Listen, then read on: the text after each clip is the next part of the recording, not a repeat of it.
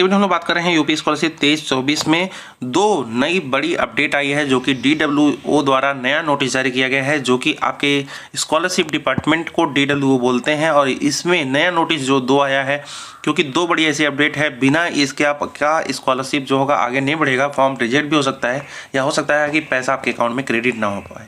तो सभी छात्र जरूर देखें ध्यान से कौन सी दो अपडेट है जिसको आपको फटाफट कर लेनी है स्कॉलरशिप का लास्ट डेट होने से पहले, क्योंकि आपका फॉर्म ऐसा ना हो कि कहीं स्टेटस शो करे ऐसा कि आपका रिजेक्ट हो गया या अभी कहीं अप्रूवल में ही फंसा हुआ है। तो चलिए आपको बताते हैं कि पहली अपडेट तो ये है कि आपको सबसे पहले तो अपना NPCI जो है, देखिए ध्यान से लिखा हुआ है कि आपका जो खाता है वह NPCI से लिंक होना चाहिए। NPCI आप बैंक जाएंगे और बोलेंगे कि हमारा खाता NPCI से मैपिंग कर दीजिए, लिंक कर दीजिए, या आप बोल दीजिएगा साफ साफ हमारा DBT ऑन कर दीजिए, ठीक है, डायरेक्ट बेनिफिट ट्रांसफ़र। इन दोनों में से कोई बात बोलेंगे, बैंकर समझ जाएंगे। या आप उन्हें बोल दीजिएगा हमारे स्कॉलरशिप खाते में आता है तो हमारा आधार ऐसे लिंक कर दीजिए कि खाते में पैसे आएँ। आप उन्हें साधारण भाषा में भी समझा सकते हैं।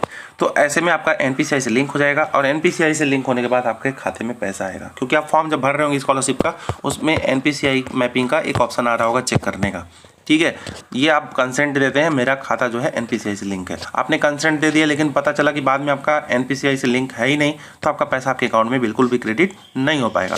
तो पहली चीज़ तो NPCI से आपका खाता लिंक कर देना है, अपने बैंक जा करके पहली चीज़ कर लेनी है। और दूसरा काम क्या करना है आपको, अपने आधार में या अपने डिटेल में, मेनली आधार की बात हो रही है क्योंकि आधार का डिटेल पड़ रहा है, OTP वगैरह पड़ रहा है। आपके आधार में अगर कुछ भी त्रुटि है, माता पिता का नाम, डेट ऑफ बर्थ, पता, जेंडर या फ़ोटो पुराना लगा हुआ है, फ़ोटो का तो इशू नहीं आएगा, ठीक है।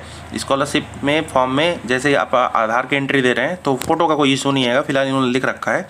लेकिन इन्होंने क्या लिख रखा है, हाई स्कूल अंक पत्र में जो दिए गए डेटा हैं उसके आधार पे अपडेट करिएगा, नए फोटोग्राफ के साथ आधार कार्ड को जारी करा लें, ये लिखा हुआ है। फिलहाल आधार कार्ड का इशू नहीं आएगा, आप टेंशन नहीं लीजिएगा लिखी हुई बातों का। यदि किसी माता पिता की पुत्री का विवाह हो गया, मान लीजिए किसी लड़की का विवाह हो गया है, तो उसका आधार कार्ड में उसके पति का नाम होना चाहिए पिता की जगह, और उसके मायके की जगह उसके ससुराल का एड्रेस होना चाहिए। अगर ये नहीं है तो उसके आधार में प्रॉब्लम हो सकती है, ठीक है। तो इन दो बातों का ख्याल रखें, तो खाते को NPCI से लिंक करा लें और दूसरा अपने आधार को सही करा लें अगर कुछ गलत है, नहीं तो आपका खाता जो होगा गड़बड़ हो जाएगा, नहीं तो आपका स्कॉलरशिप का फॉर्म रिजेक्ट भी हो सकता है, अप्रूवल में ही लटका रहेगा, अप्रूव नहीं हो पाएगा। तो फिलहाल स्कॉलरशिप से दो बड़ी अपडेट थी, कुछ और अपडेट आएगी चैनल के माध्यम से बताया जाएगा। कुछ पूछना हो आपको, कुछ स्कॉलरशिप की प्रॉब्लम हो तो कमेंट बॉक्स में लिखिएगा, उसको भी बताया जाएगा। अभी के लिए बस इतना ही, धन्यवाद।